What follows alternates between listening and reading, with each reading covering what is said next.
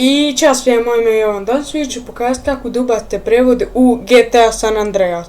Sve fajlove koje budem koristio ću ostaviti u opisu videa, tako da znači, treba vam igrica i treba vam ovo Amerika, to je prevod, srpski prevod. Znači šta se uradi, ovo se samo skine i ovo će vam biti ostavljeno. Otvorite taj fajl. Znači otvorite taj fajl, možete da ga svučete dole, ne smeta.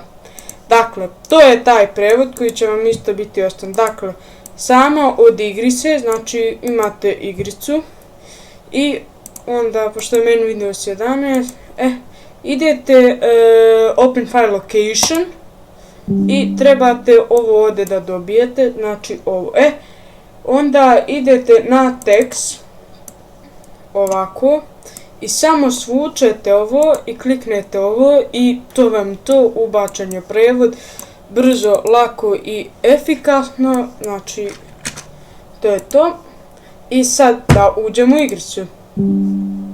Evo uđemo u igricu.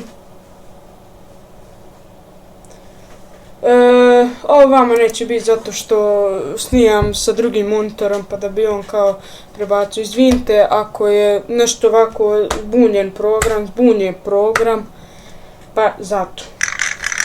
Ovo ćemo preskočiti, tako da samo sačekajte. I to je to. I znači, mislim sve radi što se tiče, znači sve radi, ima, znači sve su, sve je lepo objašnjeno, tako da ako vam se svidio video, obavezno bacite like, subscribe, a mi se vidimo u nekoj sljedećem videu. Veliki pozdrav!